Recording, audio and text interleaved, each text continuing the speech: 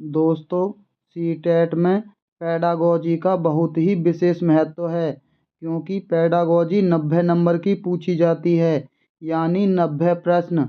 दोस्तों, आपने अगर पेडागोजी पर जरा सा ध्यान दे लिया तो आपका सीटेट आसानी से पास हो जाएगा, क्योंकि पेडागोजी का प्रश्न आपने पहले कभी ना भी पढ़ा हो तो आप उसे अपनी सूझबूझ के साथ सही कर सकते हैं।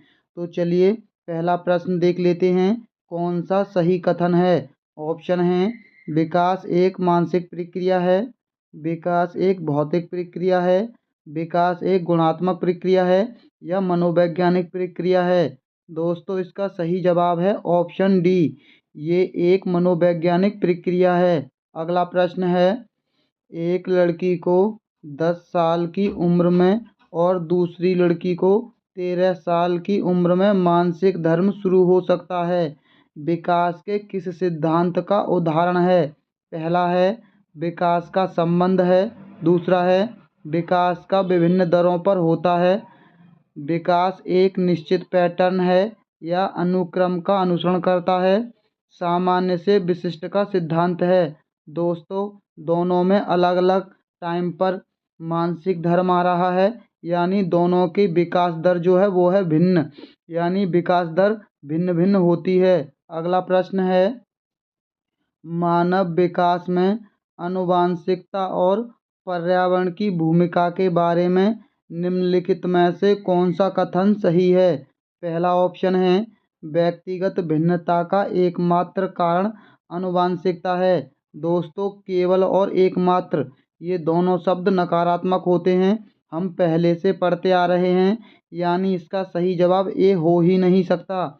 पर्यावरणीय प्रभाव मानव के विकास को पूरी तरह से आकार देता है। दोस्तों, यहाँ केवल पर्यावरण की बात की गई है, आनुवंशिकता की कोई भी बात नहीं की गई है, यानी ये भी इसका सही जवाब नहीं होगा। ना तो आनुवंशिकता और ना ही पर्यावरण मानव विकास को प्रभावित करते हैं। चौथा है आनुवंशिकता और पर्यावरण दोनों एक परस्पर क्रिया में मानव विकास को प्रभावित करते हैं। दोस्तों, इसका सही जवाब ऑप्शन डी है। ये दोनों कथन बिल्कुल सही हैं, क्योंकि आनुवंशिकता और पर्यावरण ये दोनों चीज़ें विकास को प्रभावित करती हैं। अगला प्रश्न है: विद्यालयों को सामाजिक संस्थाएं कहा जाता है क्योंकि वे।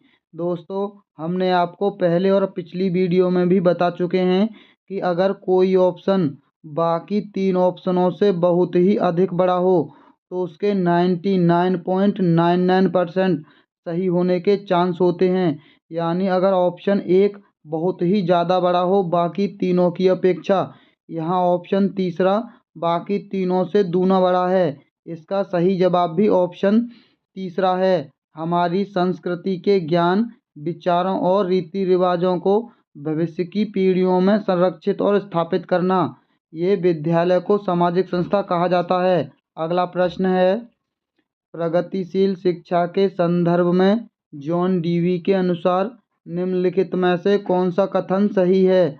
दोस्तों, जॉन डीवी अभी तक सीटेट में नहीं पूछे गए हैं। कक्षा में लोकतंत्र के लिए जगह नहीं होनी चाहिए। दूसरा है छात्रों को सामाजिक समस्याओं को स्वयं हल करने में सक्षम होना चाहिए। तीसरा है जिज्ञासा छात्रों की अंतर्निहित प्रकृति से संबंधित नहीं है, बल्कि उसकी खेती की जानी है। चौथा है छात्रों को कक्षा में देखा जाना चाहिए और सुना नहीं जाना चाहिए। दोस्तों, इसका सही जवाब ऑप्शन दूसरा है, छात्रों को सामाजिक समस्याओं को स्वयं हल करने में सक्षम होना चाहिए। ये कथन बिल्कुल सही है। अगला प्रश्न है: बुद्धि और रचनात्मकता के बीच संबंध में कौन सा कथन सही है? पहला है रचनात्मक अभिव्यक्ति के लिए बुद्धि की आवश्यकता नहीं होती। दूसरा है बुद्धिमत्ता और रचनात्मकता केवल शब्द यानी नकारात्मक। बुद्धि और रचनात्मकता में कोई अंतर नहीं। बुद्धिमत्ता और रचनात्मकता मानव व्यक्तित्व के दो स्वतंत्र कार्य हैं। दोस्तों, ये कथन बिल्कुल सही है। बुद्धि और रचनात्मकता ये दोनों स्वतंत्र हैं एक दूसरे से। अगला प्रश्न है: राज्य स्तरीय एकल गीत प्रतियोगिता के लिए छात्रों को तैयार करते समय एक स्कूल लड़कियों को वरीयता देता है। यह दर्शाता है दोस्तों, जब भी लड़का लड़की के बीच अंतर किया जाए उसका हमेशा सही जवाब लिंग भेद या रूढ़िबद्ध धारणा होगा। इनमें से कोई भी एक शब्द आपको दिखाई देगा तो हमेशा उसका सही जवाब वही ऑप्शन होगा। ये चीज़ लड़का लड़कियों में भेद करना रूढ़िबद्ध धारणा है, यानी लैंगिक पूर्वाग्रह। इसका सही जवाब ऑप्शन डी है, लिंग भेद है। अगला प्रश्न है, एक शिक्षक छात्रों को कुछ मानदंड प्रदान करता है और उनसे उन आधारों पर अपनी परियोजनाओं का आकलन करने के लिए कहता है। शिक्षक द्वारा निम्नलिखित में से कौन सा मूल्यांकन उपाय अपनाया, दोस्तों यहाँ थोड़ी टाइपिंग मिस्टेक है, अपनाया गया है होगा, यानी इनमें से कौन सा मूल्यांकन उपाय अपनाया गया है। ऑप्शन है रचनात्मक आकलन, समकक्ष मूल्यांकन, आत्म मूल्यांकन, दूसरों के द्वारा मूल्यांकन।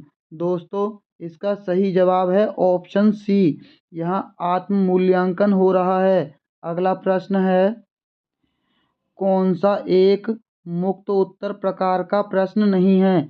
दोस्तों मुक्त उत्तर का मतलब है बच्चों के जवाब एक जैसे ना होकर बच्चे अपने विचारों को रखें, यानी जिस भी प्रश्न में बच्चे अपने विचारों को रखेंगे वो प्रश्न मुक्त उत्तर वाला होता है, और जिन प्रश्नों से बच्चे किताबी ज्ञान को रखेंगे वो प्रश्न मुक्त उत्तर वाला नहीं होगा।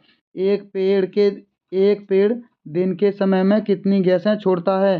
दोस्तों इसका सही जवाब यही ऑप्शन ए है, क्योंकि यहाँ पेड़ कितनी गैसें छोड़ेगा सभी बच्चों को अगर प्रश्न याद है तो सभी का जवाब एक जैसा होगा। अगर एक जैसा जवाब है तो वो प्रश्न मुक्त उत्तर वाला नहीं हो सकता। इसका सही जवाब ऑप्शन ए है, पत्ती के कार्य लिखिए। बच्चे दोस्तों अपनी अपनी मर्जी से पत्तों के कार्य बताएंगे। जल के उपयोग लिखिए। बच्चे यहाँ भी बहुत सारे उपयोग अपनी मर्जी से बता सकते हैं।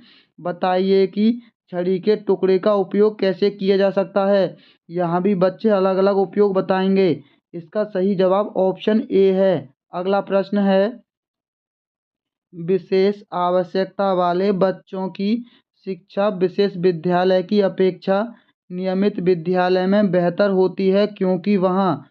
दोस्तों ऑप्शन है, कोई लैंगिक भेदभाव नहीं, इक्विटी और समानता है, सामान्य छात्रों से प्रतिस्पर्धा है, अच्छा संयोग है। दोस्तों अगर ये ऑप्शन 1 2 3 4 करके होता तो ये चारों कथन सही होते, लेकिन इनमें से सबसे बेस्ट चुनना है तो इसका सही जवाब ऑप्शन डी होगा, अच्छा संयोग। ये सबसे अच्छा जवाब है। बाकी सभी जवाब बिल्कुल सही हैं, लेकिन इन चारों में सबसे अच्छा है अच्छा संयोग। अगला प्रश्न है, गणित के संबंध में निम्नलिखित में से कौन सा कथन सत्य है।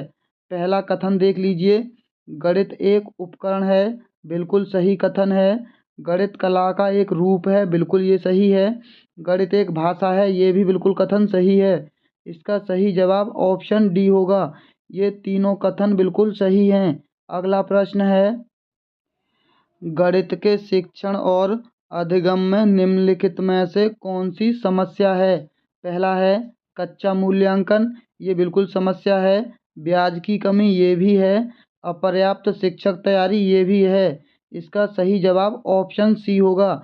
ये तीनों कथन बिल्कुल सही हैं। अगला प्रश्न है, रैखिक अभिव्यक्ति के अतिरिक्त 6x+2 = 8x के रूप में देखी गई एक बहुत सी सामान्य त्रुटि इस प्रकार की त्रुटि कहलाती है। ऑप्शन है लिपिकीय त्रुटि, प्रक्रियात्मक त्रुटि, वैचारिक त्रुटि, लापरवाह त्रुटि। दोस्तों ये प्रक्रियात्मक त्रुटि है, यानी इसका सही जवाब ऑप्शन बी होगा। अगला प्रश्न है, गणित के पाठ्यक्रम को सकारात्मक दृष्टिकोण विकसित करने और गणित को दैनिक सोच से जोड़ने में मदद करनी चाहिए। इसकी मदद से उसे हासिल किया जा सकता है। पहला ऑप्शन है गणितीय खेल, पहेलियाँ और कहानियाँ, इसे शामिल करना चाहिए। आकार और स्थानीय समझ को, अनुमान और सन्निकटता को, बीजगणितीय संकेत और सामान्यीकरण को। दोस्तों इसका सही जवाब ऑप्शन ए होगा। गणितीय खेल, पहेली और कहानियों को शामिल करना चाहिए गणित में। अगला प्रश्न है, कक्षा 5 की गणित शिक्षिका अपर्णा अपने 2 छात्रों की दक्षता की जांच करना चाहती है। दोनों ने प्रश्नों को सही हल किया है। इस पहलू को आंकने के लिए अपर्णा को क्या देखना चाहिए? पहला है, जिसने सही उत्तर दिया, दोनों ने सही उत्तर दिया है। जिन्होंने कई तरीकों से सवाल उठाया। तीसरा है, जिन्होंने विलयन में ग्राफ पेपर का उपयोग किया। जिन्होंने कम समय और स्मार्ट तरीके से किया। दोस्तों वैसे ये दोनों ऑप्शन इसके सही हैं, लेकिन अगर इन दोनों में तुलना की जाएगी तो इसका सही जवाब ऑप्शन डी आएगा, क्योंकि कम समय और स्मार्ट तरीके से आज के समय में हमें बच्चों को स्मार्ट बनाना है। अगला प्रश्न है, कक्षा 7 की एक शिक्षिका अपने शिक्षार्थियों को घर से कम 2 या 3 वस्तुएं लाने के लिए कहती है और वह उन्हें आपस में वस्तुओं का आदान प्रदान करने के लिए कहती है। जब वह उनसे कम 10 वाक्यों में अपने हाथों की वस्तुओं का वर्णन करने के लिए कहती है, तो भाषा शिक्षण अधिगम सामग्री में वस्तुओं को क्या कहा जाता है? शिक्षक सामग्री, भाषा सीखने के लिए इनपुट, वास्तविकता या घर की वस्तुएं। दोस्तों इसको कहा जाता है ऑप्शन सी वास्तविकता, यानी वस्तुएं वास्तविक हैं, इसीलिए इसे वास्तविकता कहा जाता है। इसके लिए एक शब्द प्रयोग और होता है, रियलिया। अगला प्रश्न है, निम्नलिखित में से कौन सा भाषा सीखने के लिए सही नहीं है? दोस्तों गलत कथन बताना है। पहला है, पढ़ना अर्थ बना रहा है। भाषा सीखने के लिए व्याकरणिक नियम महत्वपूर्ण हैं। दोस्तों व्याकरणिक नियम केवल संस्कृत और हिंदी में अगर प्रश्न व्याकरण का पूछा है तभी ये सही हो सकता है, लेकिन नियम तो हर हाल में गलत ही होता है। हमें बच्चों के लिए कोई नियम निर्धारित नहीं करना। इसका सही जवाब ऑप्शन बी होगा। व्याकरण और नियम ये दोनों शब्द नकारात्मक होते हैं। आप इन शब्दों से ही प्रश्न को सही कर सकते हैं। इसका सही जवाब ऑप्शन बी होगा। अगला प्रश्न है, एक शिक्षिका अपने शिक्षार्थियों को जोड़ियों में व्यवस्थित करती है और उन्हें 2 अनुच्छेदों का पाठ देती है। जोड़ी में एक शिक्षार्थी दूसरे को पाठ पढ़ाता है और साथ ही श्रुतलेख लिखता है। फिर प्रक्रिया उलट जाती है। इसे किस नाम से जाना जाता है? ऑप्शन है, डिक्टेशन चल रहा है, रचना श्रुतलेख, जिगसॉ डिक्टेशन या आंशिक श्रुतलेख। दोस्तों इसका सही जवाब ऑप्शन बी है। ये रचना श्रुतलेख के अंतर्गत आता है। अगला प्रश्न है, शिक्षार्थियों में कक्षा में लक्षित भाषा में बोलने के लिए आत्मविश्वास की कमी होती है, जहां बातचीत की मुख्य भाषा स्थानीय भाषा है। इस चुनौती से मुकाबला किया जा सकता है। पहला ऑप्शन है, छात्रों को व्याकरण की त्रुटियों के बावजूद जो कुछ भी वे कर सकते हैं उसके बारे में बोलने की अनुमति देना, उसकी शब्दावली को बढ़ाना और धीरे धीरे सुधार करना। दूसरा है, छात्रों को प्रेरणा के रूप में अंग्रेजी फिल्में देखने के लिए अनुमति देना, व्याकरण संबंधी त्रुटियों के नियमित सुधार के साथ उपयोगी वाक्यों और शब्दावली से युक्त एक ड्रिल का अभ्यास कराना। तीसरा है, व्याकरण संबंधी त्रुटियों के बावजूद केवल, दोस्तों यहाँ केवल शब्द आ गया, इस ऑप्शन को आपको पढ़ने की ज़रूरत नहीं है, जिन्हें धीरे धीरे बोलने और व्याकरण संबंधी त्रुटियों को स्वयं ठीक करने का निर्देश देना, उपयोगी शब्दों की सूची के साथ उनकी शब्दावली को बढ़ाना। दोस्तों इसका सही जवाब ऑप्शन पहला है। छात्रों को व्याकरण की त्रुटियों के बावजूद जो कुछ भी वे कर सकते हैं उसके बारे में बोलने की अनुमति देना, इसकी शब्दावली को बढ़ाना और धीरे धीरे सुधार करना। दोस्तों व्याकरण शब्द नकारात्मक होता है। यहाँ कह रहा है कि जो व्याकरण में त्रुटियां कर रहे हैं उनको अनदेखा करना। ये बिल्कुल सही कथन है। ऑप्शन ए सही है। अगला प्रश्न है, वर्ष 3, दोस्तों यहाँ थोड़ी टाइपिंग मिस्टेक है। 3 वर्ष में अमन की भाषाई विकास अच्छे प्रकार से हो सकता है। इसके लिए उसके घर में नियम बनाया गया है कि घर के सभी सदस्य आपस में एक ही भाषा का प्रयोग करेंगे। यह नियम है। दोस्तों, नियम हमने आपको पहले भी बताया है कि नियम हमेशा गलत में आते हैं, तो यहाँ भी गलत में ही आएंगे। ऑप्शन है, भाषाई विकास की आंशिक रूप से अवहेलना करता है, भाषाई विकास के सिद्धांतों का आंशिक रूप से अनुसरण करता है, भाषाई विकास के सिद्धांतों की पूर्णतः अवहेलना करता है, भाषाई विकास के सिद्धांतों का पूर्णतः अनुसरण करता है। दोस्तों, अवहेलना करने का मतलब होता है विरोध करना, यानी इसका सही जवाब ऑप्शन सी है। भाषाई विकास के सिद्धांतों को ये चीज़ गलत बताती है, यानी ये उसका अवहेलना कर रहा है, भाषाई विकास में ये बाधा उत्पन्न कर रहा है और नियम गलत होता है, इसीलिए ऑप्शन सी सही है। अगला प्रश्न है, उच्च प्राथमिक स्तर की पाठ्य सामग्री में अनुवाद सामग्री रखने का उद्देश्य है। पहला है, बहुत सी सामग्री से परिचय कराना, प्रचुर हिंदी साहित्य का ना होना, या अन्य भाषाओं के साहित्य को हिंदी में पढ़ने के अवसर देना। चौथा है, पूरे देश को पढ़ने के अवसर देना। दोस्तों, अवसर शब्द यानी सकारात्मक, ये दोनों ऑप्शन तो हो ही नहीं सकते। इसका सही जवाब है ऑप्शन सी, अन्य भाषाओं के साहित्य को हिंदी में पढ़ने के अवसर देना। अवसर शब्द सकारात्मक में प्रयोग होता है। अगला प्रश्न है, मीता ने सभी बच्चों को एक लेख दिया जिसमें हर पांचवें शब्द की जगह खाली स्थान था, जिसे बच्चों को भरना था। मीता ने किसका प्रयोग किया? पठन परीक्षण का, लेखन परीक्षण का, व्याकरण परीक्षण का, या क्लोज परीक्षण का? दोस्तों, इसका सही जवाब है ऑप्शन डी, ये क्लोज परीक्षण है। कक्षा 3 के छात्रों को रमा ने सिखाया कि एक पिता, माता और उनके बच्चे एकल परिवार का गठन करते हैं और यदि दादा दादी और अन्य रिश्तेदार साथ रहते हैं तो यह एक विस्तारित परिवार है। आपका इसके बारे में क्या विचार है? दोस्तों, पहला ऑप्शन है, परिवार की परिभाषा गलत है।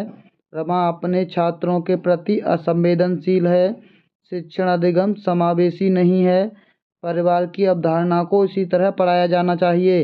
दोस्तों, इसका सही जवाब ऑप्शन सी है, ये अधिगम दृष्टिकोण समावेशी नहीं है, क्योंकि परिवार का इस प्रकार से वर्गीकरण नहीं किया जा सकता। क्योंकि दोस्तों, एक प्रकार से परिवार का हम वर्गीकरण करेंगे तो ये सही नहीं होगा, क्योंकि परिवार कई प्रकार के होते हैं। अगला प्रश्न है, निम्नलिखित में से कौन से बच्चे द्वारा ईवीएस में ज्ञान के निर्माण में महत्वपूर्ण हैं? पहला है, बच्चों की सक्रिय भागीदारी। दोस्तों, ये कथन बिल्कुल सही है। दूसरा है, बच्चों के समुदाय के सदस्य, ये भी बिल्कुल महत्वपूर्ण होते हैं।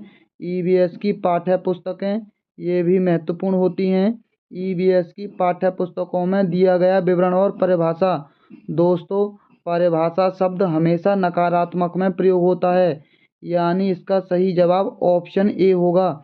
ए, बी और सी ये तीनों कथन सही हैं, डी कथन गलत है। अगला प्रश्न है, निम्नलिखित में से कौन सा विज्ञान की प्रकृति के बारे में सही नहीं है? दोस्तों, गलत कथन बताना है। पहला है, विज्ञान हमेशा अस्थायी होता है। दोस्तों, बिल्कुल सही है। विज्ञान कभी भी बदला जा सकता है, ये हम जानते हैं। दूसरा है, विज्ञान संशयवाद को बढ़ावा देता है। ये भी कथन बिल्कुल सही है। विज्ञान में संशय रहता ही है। विज्ञान ज्ञान के निर्माण की एक प्रक्रिया है। ये भी कथन बिल्कुल सही है। विज्ञान की प्रकृति में स्थिर है। दोस्तों, विज्ञान स्थिर नहीं बल्कि अस्थिर है। इसका सही जवाब ऑप्शन पहला होगा। डी कथन गलत है। दोस्तों, एग्जामिनर ने आपको कंफ्यूज करने के लिए ये ऑप्शन बनाया था ताकि आप इसका सही जवाब डायरेक्ट डी लगा दें और आपका प्रश्न गलत हो जाए। इसका सही जवाब ऑप्शन ए है, डी कथन गलत है। अगला प्रश्न है, गीता एक पाठ तैयार कर रही है। 8वीं कक्षा के छात्रों को मानव नेत्र विषय पढ़ाने की योजना निम्नलिखित में से किस गतिविधि को पाठ योजना में शामिल करना छात्रों को संबंधित अवधारणाओं को बेहतर ढंग से समझने में मदद करने के लिए सबसे प्रभावी होने की संभावना है। यानी मानव नेत्र के बारे में सबसे आसानी से इनमें से किससे समझाया जा सकता है? एक अच्छा गृह कार्य देकर, कक्षा में छात्रों को नोट्स लिखवाकर, छात्र गतिविधियों और इंटरेक्टिव कक्षा पूछताछ का उपयोग करके। दोस्तों, ये गतिविधि बिल्कुल सही है, लेकिन इससे ज़्यादा इसका सही जवाब ऑप्शन डी है, मानव नेत्र के मॉडल का उपयोग करते हुए प्रदर्शन। यहाँ शिक्षण सहायक सामग्री का उपयोग हो रहा है। दोस्तों, अधिगम सहायक सामग्री का ज़्यादा से ज़्यादा उपयोग शिक्षा को बेहतर बनाने में किया जाता है। इसका सही जवाब ऑप्शन डी है। यहाँ बच्चे मॉडल को देखेंगे तो आसानी से सीख जाएंगे। अगला प्रश्न है, the making of regional culture विषय के शिक्षण के बाद निम्नलिखित में से कौन सा समापन कार्य सबसे अच्छा होगा? पहला है छोटे समूह की परियोजनाएं। दोस्तों, ये बिल्कुल सही है। दूसरा है विशेषज्ञों द्वारा नृत्य प्रदर्शन। दोस्तों, इसकी आवश्यकता नहीं होगी। तीसरा है प्रश्नोत्तरी प्रतियोगिता। दोस्तों, इसकी आवश्यकता बिल्कुल सही कथन है। कोलाज बनाना, ये भी बिल्कुल सही है। यानी बी कथन गलत है केवल। इसका सही जवाब होगा ऑप्शन दूसरा, ए, सी और डी कथन सही हैं। अगला प्रश्न है, इतिहास के अध्यापन के लिए कोशिश करेंगे। पहला है सूत्रों के आधार पर इतिहास रचेंगे। ये कथन बिल्कुल सही है। दोस्तों, इतिहास में सामाजिक प्रक्रियाओं में निरंतरता और परिवर्तन का पता लगाएंगे। ये भी बिल्कुल सही है। इतिहास व्याख्याओं में अंतर के साथ जुड़ा हुआ और प्रमुख समुदाय के विचारों को स्वीकार करता है। दोस्तों, व्याख्या शब्द यानी नकारात्मक। चौथा है इतिहास घटनाओं को एक विशेष अवधि के सामाजिक राजनीतिक संदर्भों में स्थित करके देखना। दोस्तों, यहाँ हमें सी कथन गलत मिल गया। जिस भी ऑप्शन में सी है आप उसे काट दीजिए। यानी इसका सही जवाब ऑप्शन बी होगा। ए, बी और डी कथन सही हैं। दोस्तों, देखा मात्र एक शब्द से ये प्रश्न कैसे सही हो गया। मान लीजिए आपको इनके बारे में बिल्कुल पता नहीं होता, हमें पता है केवल व्याख्या शब्द नकारात्मक है, तो सी तो हो ही नहीं सकता। तो यहाँ देख लीजिए सी है, यहाँ भी सी है और यहाँ भी सी है। यानी ये तीनों ऑप्शन तो हो ही नहीं सकते। मात्र एक शब्द ने कैसे आपका पूरा प्रश्न सही कर दिया। अगला प्रश्न है, एक शिक्षक दृष्टिबाधित छात्र को अधिगम में किस विधि द्वारा मदद कर सकता है? पहला है श्रव्य दृश्य, श्रव्य दृश्य सभी। दोस्तों, जब बच्चा देख ही नहीं सकता तो दृश्य की तो आवश्यकता हो ही नहीं सकती। यानी केवल श्रव्य की आवश्यकता होगी। अगला प्रश्न है, भाषा अर्जन के संबंध में कौन सा कथन उचित नहीं है? दोस्तों, गलत कथन बताना है। पहला है सभी बच्चों में भाषा अर्जित की स्वाभाविक क्षमता होती है। दूसरा है भाषा अर्जन के लिए नियम सिखाए जाते हैं। दोस्तों, ये देख लीजिए यहाँ एक शब्द ने कैसे आपको प्रश्न सही कर दिया। नियम हमने बताया था कि ये नकारात्मक होता है और नहीं पूछा है, यानी प्रश्न भी नकारात्मक है और नियम शब्द नकारात्मक में आता है, तो बाकी को किसी और को पढ़ने की ज़रूरत रही नहीं। इसका सही जवाब ऑप्शन बी है, भाषा अर्जन के लिए नियम सिखाए जाते हैं। ये कथन गलत है और गलत कथन ही पूछा है। अगला प्रश्न है, पठन कौशल से अभिप्राय है लिपि, चिन्हों को पढ़ाना, शब्दों को पढ़ाना, वाक्यों को पढ़ाना या पढ़कर समझना। दोस्तों, समझना शब्द सबसे ज़्यादा सकारात्मक, ऑप्शन डी सही है। हमें चीज़ों को समझने से पढ़ने से ज़्यादा समझने की ज़रूरत होती है। अगला प्रश्न है, पठन पाठन के अंत में ऐसे अभ्यास और गतिविधियां हों। दोस्तों, सकारात्मक प्रश्न है, बच्चों को स्वयं कुछ करने और सीखने के अवसर प्रदान करना। दोस्तों, ये देख लीजिए यहाँ अवसर शब्द है, यानी ये ऑप्शन सकारात्मक होगा और ये ऑप्शन नकारात्मक हो गया, क्योंकि केवल है पाठ पर बिल्कुल आधारित ना हो, सरल भाषा वाले हों। दोस्तों, एक ही ऑप्शन में आपको अवसर शब्द दिखाई दे रहा है, यानी इसका सही जवाब ऑप्शन पहला है। अवसर शब्द सकारात्मक में प्रयोग होता है। अगला प्रश्न है, उच्च प्राथमिक स्तर पर हिंदी भाषा विकास के लिए कौन सी गतिविधि उपयोगी नहीं हो सकती। दोस्तों, यहाँ भी नकारात्मक प्रश्न पूछा है। पहला है, पढ़ी गई कहानियों का समूह में नाट्य रूपांतरण बिल्कुल सही है। विज्ञापनों, पोस्टरों, साइन बोर्ड और भाषा के अन्य उपयोगों का विश्लेषण करना बिल्कुल सही है। मुहावरों के अर्थ लिखकर वाक्य बनाना। दोस्तों, हमें किसी चीज़ को पढ़ाई में ज़्यादा चीज़ें लिखवाना या परिभाषा, ये एक जैसी चीज़ें हैं, ये गलत में आती हैं। हमें बच्चों को उनके अर्थ नहीं लिखवाने हैं, यानी हमें केवल बच्चों को अच्छे से उनके दिमाग में चीज़ें बिठानी हैं। यहाँ इसका सही जवाब ऑप्शन सी होगा, मुहावरों के अर्थ लिखकर वाक्य बनाना।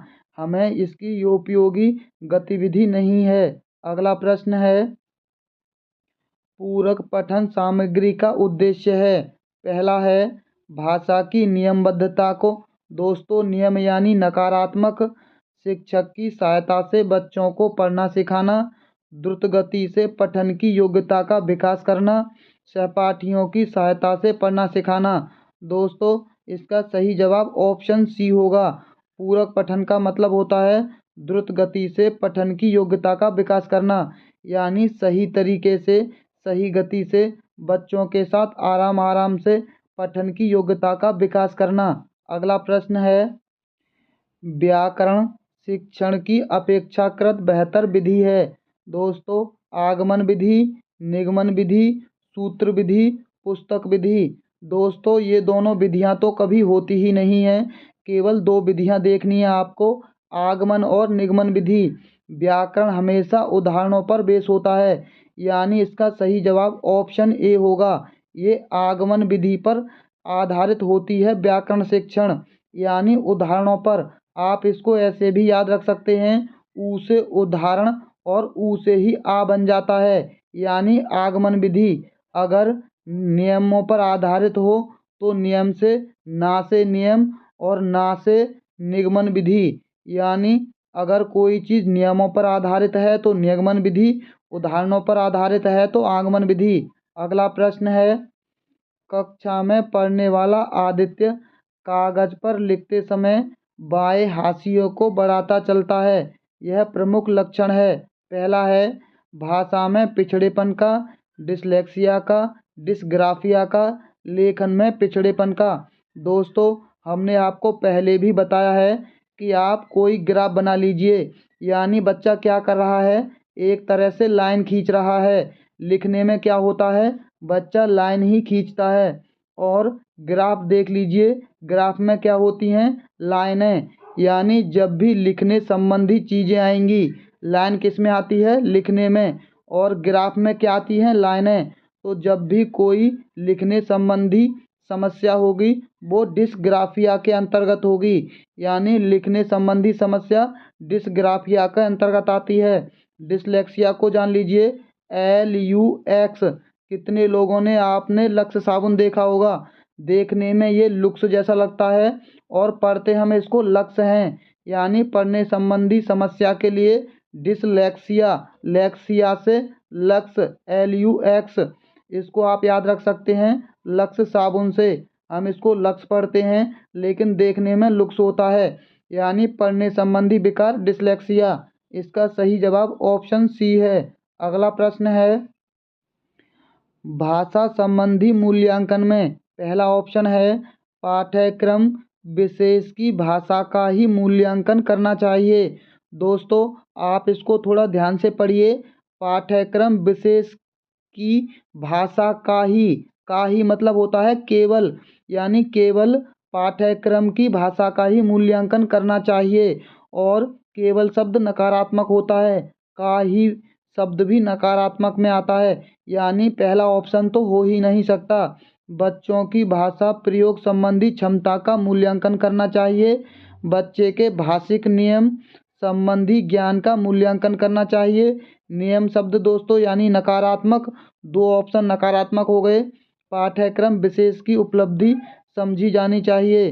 दोस्तों, इसका सही जवाब ऑप्शन बी है, बच्चों की भाषा प्रयोग संबंधी क्षमता का मूल्यांकन करना चाहिए।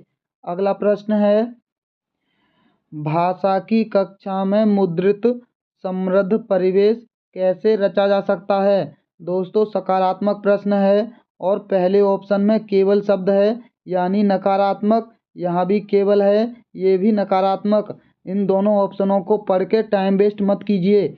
अब आपका जवाब इन दोनों में से कोई एक हो सकता है। देखा कैसे? अगर आप इसमें से कोई सा एक लगाते हैं तब भी आपके प्रश्न के गलत होने के चांस कम हो गए। कहानी कविता के पोस्टर व बच्चों के कामों को कक्षा में प्रदर्शित कर। दूसरा है, दीवारों पर सूक्तियाँ एवं उपदेशात्मक बातें लिखकर। दोस्तों ये भी कथन सही है, ये भी सही है, लेकिन इससे ज़्यादा ये सही है क्योंकि बच्चे कहानी कविता और पोस्टर पर ज़्यादा आकर्षक महसूस करेंगे। अगला प्रश्न है, शैक्षणिक प्रक्रियाओं के मूल्यांकन के संदर्भ में आप किस कथन से सहमति प्रकट करेंगे? पहला है, कक्षा 8 तक विद्यार्थियों को फेल न किए जाने के प्रावधान के कारण ही विद्यार्थी सीख नहीं पा रहे हैं। दोस्तों अगर आप अपनी गलती किसी और पर थोपेंगे तो हमेशा वो गलत होगा। अगर बच्चा सीख नहीं पा रहा है तो आप उसकी गलती किसी और पर किसी और कारण पर नहीं थोपेंगे, ये हमेशा याद रखना।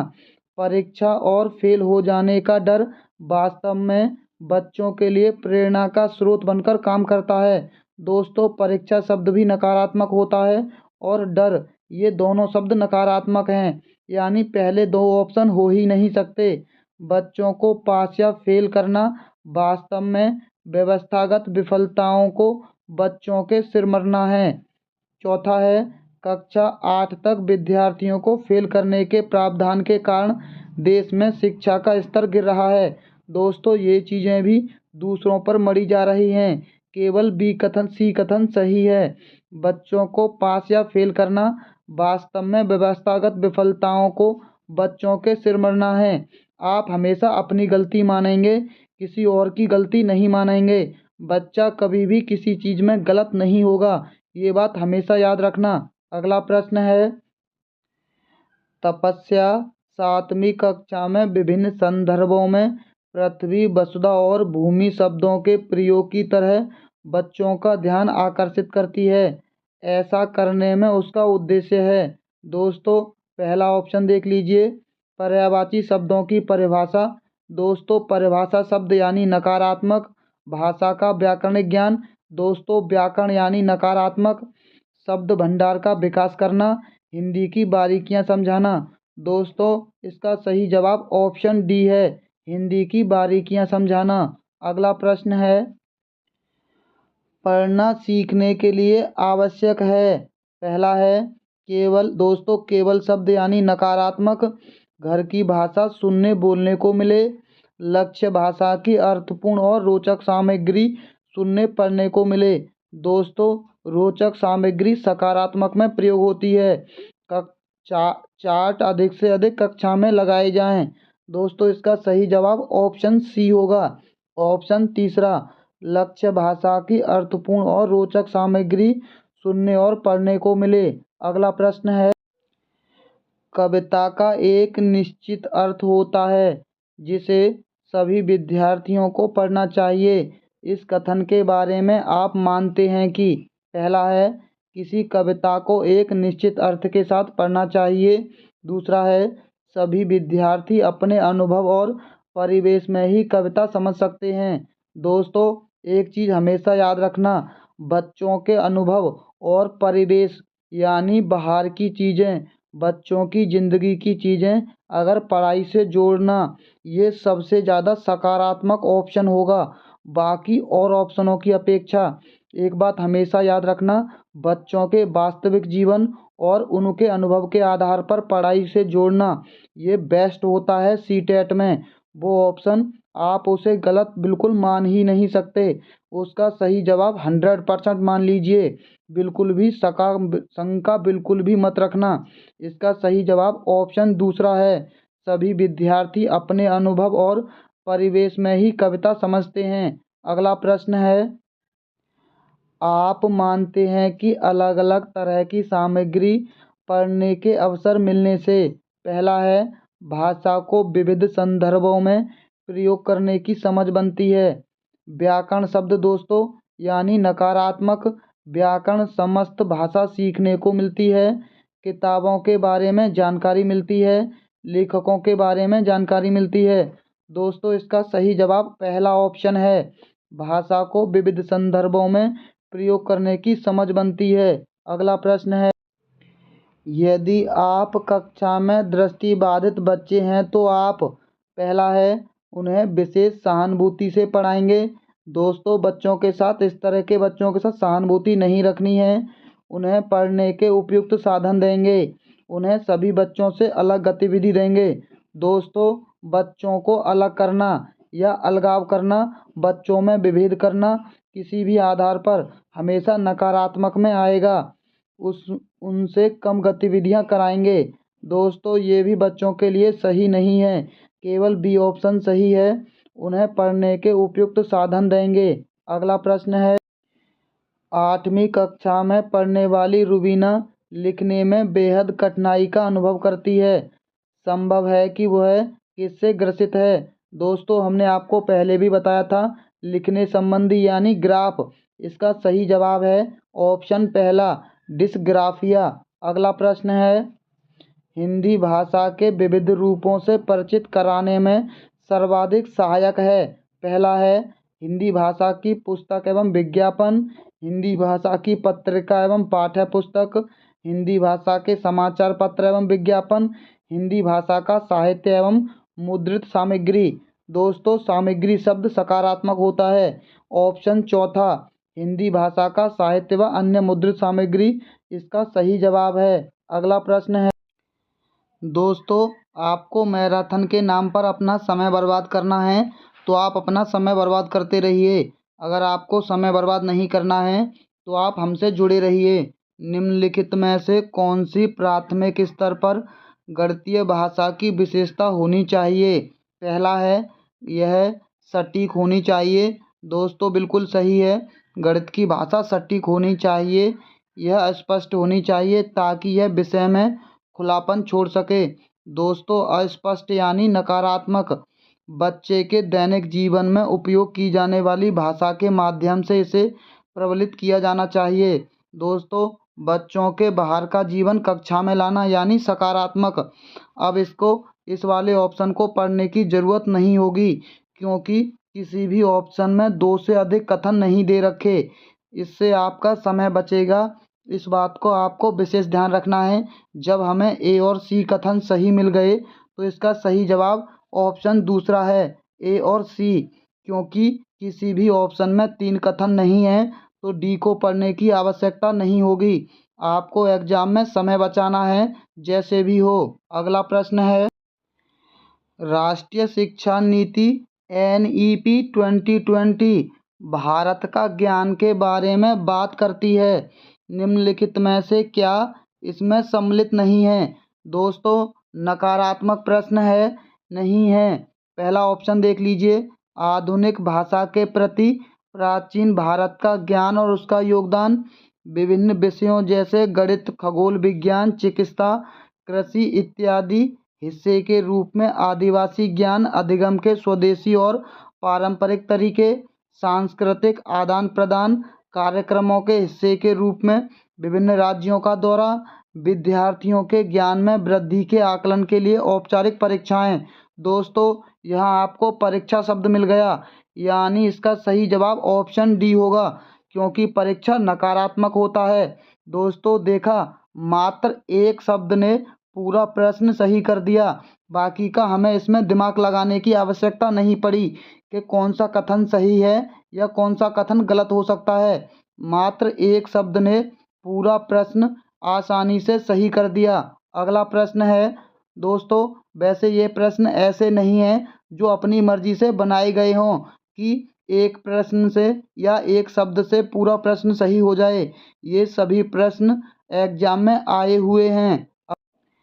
गणित के शिक्षण में विभिन्न प्रकार के तरीकों के लिए निम्नलिखित में से कौन सा सत्य नहीं है। दोस्तों ये भी नकारात्मक प्रश्न है। पहला है, ऐसा बहुत बार होता है कि एक समस्या का समाधान करने के कई तरीके हों। दूसरा है, यह बच्चों के अधिगम में बाधा डालता है क्योंकि यह भ्रम की अगुवाई करता है। दोस्तों, पढ़ाई में बाधा डालने का मतलब होता है नकारात्मक। हमें एक शब्द से इसका भी सही जवाब मिल गया और बाकी के ऑप्शन चेक करना चाहें तो कर सकते हैं, लेकिन एग्जाम में आपको अगर प्रश्न का सही जवाब मिल गया तो आप उसके अगले ऑप्शन को चेक करने की आवश्यकता नहीं होगी। इस तरह के विकल्प प्रस्तुत करने से बच्चों को उस उपागम का अन्वेषण करने और उपयोग करने का अवसर मिलता है। दोस्तों, अवसर शब्द यानी सकारात्मक, यह स्कूली गणित को एक ही सही उत्तर होने की परंपरा से मुक्त करने के लिए महत्वपूर्ण है। ये भी सही, यानी इसका सही जवाब ऑप्शन दूसरा होगा, बाधा डालना नकारात्मक। अगला प्रश्न है, निम्नलिखित में से कौन सा स्कूली गणित में इबारती सवालों के लिए सही है। दोस्तों, हमने आपको पहले भी बताया था कि अगर कोई ऑप्शन बाकी तीन ऑप्शनों से बहुत ही अधिक बड़ा हो तो उसके सही होने के चांस 99.99% होते हैं। इसका सही जवाब भी ऑप्शन पहला है। यहाँ देख लीजिए, केवल शब्द ये नकारात्मक है। इबारती सवाल गणितीय निर्देशन के उदाहरण नहीं है, ये भी गलत है। इबारती सवाल गणित में कार्यविधि ज्ञान पर अधिक केंद्रित हैं, ये भी गलत है। इसका सही जवाब ऑप्शन पहला है। इबारती सवाल उन अभ्यासों को संदर्भित करते हैं जहां बच्चा परिस्थिति को ऐसा औपचारिक रूप देता है जिसमें गणितीय तकनीक को लागू किया जा सके। अगला प्रश्न है, एक शिक्षक प्रत्येक बच्चे को अपने घरों की रद्दी सामग्री से कुछ उपयोगी वस्तु बनाने को कहता है। शिक्षक का शैक्षणिक अभिप्राय नहीं है। दोस्तों, नकारात्मक प्रश्न है। बच्चों को पुनः चक्रण, पुनः प्रयोग और रूपांतरण को समझने देना। दूसरा है, कूड़े से बनी श्रेष्ठ वस्तुओं की प्रदर्शनी आयोजित करना। कक्षा के श्रेष्ठ विद्यार्थी के बारे में निर्णय करना। बच्चों में सृजनशीलता का विकास करना। दोस्तों, हमने आपको पहले भी बताया था कि बच्चों में किसी प्रकार से विभेद नहीं करना है। अगर हम किसी बच्चे को श्रेष्ठ बताएंगे तो हम बच्चों में विभेद कर रहे हैं, यानी इसका सही जवाब ऑप्शन सी होगा। बच्चों के श्रेष्ठ कौन सा बच्चा है ये हमें बिल्कुल भी नहीं जानना है। इसका सही जवाब ऑप्शन सी है। अगला प्रश्न है, पर्यावरण अध्ययन की पाठ्य पुस्तकों में प्रयुक्त भाषा। पहला है, रूखी और बच्चों के द्वारा समझने में कठिनाई होनी चाहिए। दूसरा है, दोस्तों, कठिनाई होगी यानी नकारात्मक होगा। परिभाषा शब्द यानी नकारात्मक। तकनीकी और औपचारिक होनी चाहिए। बच्चे के दिन प्रतिदिन की भाषा से संबंधित होनी चाहिए। दोस्तों, बच्चे के बाहर का जीवन कक्षा में लाना यानी सकारात्मक। अगला प्रश्न है, शिक्षण का विकासात्मक परिप्रेक्ष्य शिक्षकों की से यह मांग करता है कि वे, पहला ऑप्शन है दोस्तों, कठोर और अनुशासन। ये दोनों शब्द हमेशा नकारात्मक होते हैं, यानी पहला ऑप्शन हो ही नहीं सकता क्योंकि प्रश्न सकारात्मक पूछा गया है। विकासात्मक कारकों के ज्ञान के अनुसार अनुदेशन युक्तियों का अनुकूलन करें। तीसरा है, विभिन्न विकासात्मक अवस्था वाले बच्चों के साथ समान रूप से व्यवहार करें। इस प्रकार का अधिगम उपलब्ध कराएं जिसका परिणाम केवल शब्द और कठोर, यानी दो ऑप्शन तो ऐसे ही कट गए। अब इसका सही जवाब ऑप्शन बी है। दोस्तों, विकासात्मक कारकों के ज्ञान के अनुसार अनुदेशन युक्तियों का अनुकूलन करें। अगला प्रश्न है, निम्नलिखित में से कौन सा समाज में लिंग समानता का मानदंड हो सकता है। पहला है, विद्यालय में पुरुष और महिला शिक्षकों की संख्या की तुलना। दोस्तों, तुलना करना समानता का मानदंड कैसे हो सकता है, और तुलना करना वैसे भी नकारात्मक होता है। कक्षा 12 में लड़कों और लड़कियों की द्वारा समान संख्या में प्राप्त विशिष्ट योग्यताएं। तीसरा है, कक्षा 12 तक पहुंचने वाले लड़कों तथा लड़कियों की संख्या की तुलना। दोस्तों, यहाँ भी तुलना है, यानी ये दोनों ऑप्शन तो वैसे ही कट गए। अब आप इन दोनों में से किसी एक का सही जवाब लगा सकते हैं, यानी प्रश्न के गलत होने के चांस कम हो गए। क्या छात्राओं को विद्यालय से बाहर आयोजित प्रतियोगिताओं में भाग लेने की अनुमति दी जाती है। दोस्तों इसका सही जवाब ऑप्शन डी है। छात्राओं को अगर विद्यालय के बाहर जो प्रतियोगिताएं होती हैं उनमें अनुमति दी जाती है तो ये समानता का मानदंड होगा। अगला प्रश्न है, विद्यालय आधारित आकलन पहला है परिणामों की अपेक्षा। दोस्तों परीक्षा तकनीक पर केंद्रित होता है। परीक्षा शब्द यानी नकारात्मक क्या आकलित किया जाए इस पर शिक्षार्थियों को कम नियंत्रित प्रदान करता है। तीसरा है रचनात्मक प्रतिपुष्टि प्रदान कराते हुए सीखने में संवर्धन करता है। दोस्तों प्रतिपुष्टि हो रचनात्मक तो वो सबसे सकारात्मक ऑप्शन होता है। वैसे भी यहाँ परीक्षा शब्द है यानी दो ऑप्शन तो ऐसे ही कट गए और इन दोनों में जो सबसे ज़्यादा सकारात्मक है वो ऑप्शन सी है। रचनात्मक प्रतिपुष्टि उपलब्ध कराते हुए सीखने में संवर्धन करता है। विद्यालय आधारित आकलन। अगला प्रश्न है, कक्षा में शिक्षार्थियों से कहा गया है कि वे अपने समाज के लिए क्या कर सकते हैं। इसे दर्शाने के लिए एक नोटबुक में अपने कार्यों की विविध शिल्पकृतियों को संयोजित करें। यह किस प्रकार की गतिविधि है? निबंधात्मक आकलन, घटनावृत्त अभिलेखन, समस्या समाधान आकलन, पोर्टफोलियो आकलन। दोस्तों अगर ऑप्शन में पोर्टफोलियो आकलन दे रखा है या पोर्टफोलियो शब्द दे रखा है और प्रश्न सकारात्मक पूछा गया हो तो आप उसका सही जवाब वही ऑप्शन लगा दीजिए जो पोर्टफोलियो हो। आकलन का सबसे बेस्ट तरीका पोर्टफोलियो आकलन माना जाता है। अगला प्रश्न है, वाइगोत्स्की के सामाजिक सांस्कृतिक सिद्धांत के अनुसार। दोस्तों जब भी वाइगोत्स्की की बात हो अगर किसी ऑप्शन में सामाजिक या सांस्कृतिक या संस्कृति या समाज ये शब्द दे रखा हो तो इसका सही जवाब वही ऑप्शन होता है।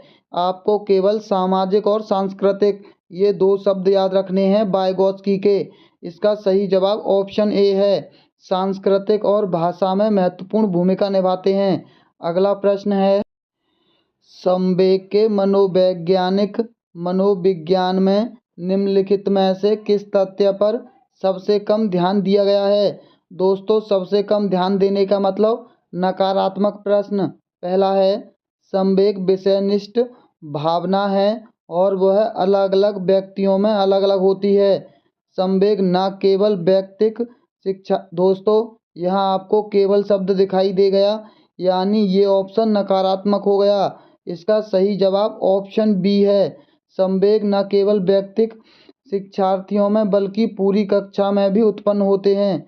दोस्तों इसका सही जवाब ऑप्शन बी है। अगला प्रश्न है, एक शिक्षार्थी केंद्रित कक्ष में अध्यापिका करेगी। पहला है अधिगम को सुगम बनाने के लिए बच्चों को एक दूसरे के साथ अंकों के लिए मुकाबला करने हेतु प्रोत्साहित। दोस्तों एक चीज़ याद रखना, अंक और ग्रेड के लिए किया गया कार्य हमेशा नकारात्मक में आएगा। जिस भी ऑप्शन में अंक शब्द या ग्रेड शब्द हो वो हमेशा नकारात्मक में प्रयोग होगा। अंक शब्द केवल गणित में सही हो सकता है, बाकी के हर एक पेडागोजी में अंक शब्द नकारात्मक होगा। वह अपने विद्यार्थियों से जिस प्रकार की अपेक्षा करती है उसे प्रदर्शित करना और तब बच्चों को वैसा करने के लिए दिशा निर्देश देना। तीसरा है इस प्रकार की पद्धतियों को नियोजित करना जिसमें शिक्षार्थी अपने स्वयं के अधिगम के लिए पहल करने में प्रोत्साहित हों। चौथा है मुख्य तथ्यों की व्याख्या करने के लिए। दोस्तों व्याख्या शब्द यानी नकारात्मक। दो ऑप्शन नकारात्मक हैं, केवल दो ऑप्शन बचे। इसका सही जवाब ऑप्शन सी है। इस प्रकार की पद्धतियों को नियोजित करना जिसमें शिक्षार्थी अपने स्वयं के अधिगम के लिए पहल करने में प्रोत्साहित हों। अगला प्रश्न है, इस पर अत्यधिक वाद विवाद होता है कि क्या लड़कों एवं लड़कियों में योग्यताओं का विशिष्ट समूह उनके आनुवंशिक घटकों के कारण होता है। इस संदर्भ में निम्नलिखित में से आप सबसे अधिक किसे सहमत हैं। पहला ऑप्शन है लड़कियों को सेवा भाव के लिए सामाजिक रूप से तैयार किया जाता है, जबकि लड़कों को रोने जैसा संवेग प्रदर्शित करने के लिए हतोत्साहित किया जाता है। दोस्तों, किसी भी चीज़ के लिए हतोत्साहित करना यानी नकारात्मक। यौवन अवस्था के बाद लड़के और लड़कियां एक साथ नहीं खेल सकते हैं, क्योंकि उनकी अभिरुचियां पूर्णतः विपरीत होती हैं। तीसरा है, सभी लड़कियों में कला विषयों के लिए अंतर्निहित प्रतिभा होती है, जबकि लड़के आक्रामक खेलों में बेहतर प्रदर्शन के लिए आनुवंशिक रूप से तैयार होते हैं। चौथा है, लड़के सेवा भाव वाले नहीं हो सकते, क्योंकि वे जन्म से इस प्रकार के ही होते हैं। दोस्तों, इसका सही जवाब ऑप्शन सी है। सभी लड़कियों में कला और विषयों के लिए अंतर्निहित प्रतिभा होती है, जबकि लड़के आक्रामक खेलों में बेहतर प्रदर्शन के लिए आनुवंशिक रूप से तैयार होते हैं। ये कथन बिल्कुल सही है। अगला प्रश्न है, कक्षा परीक्षणों में अच्छा प्रदर्शन करने में एक बच्चे की असफलता हमें इस विश्वास की तरफ ले जाती है कि पहला है, आकलन वस्तुनिष्ठ है तथा असफलताओं को स्पष्ट रूप से पहचानने के लिए इसका प्रयोग किया जा सकता है। दूसरा है, पाठ्यक्रम शिक्षण पद्धति तथा आकलन प्रक्रियाओं पर विचार करने की आवश्यकता है। दूसरा है, कुछ बच्चों को उत्तीर्ण होना ही है, चाहे व्यवस्था उन पर कितना भी अधिक प्रयास करे।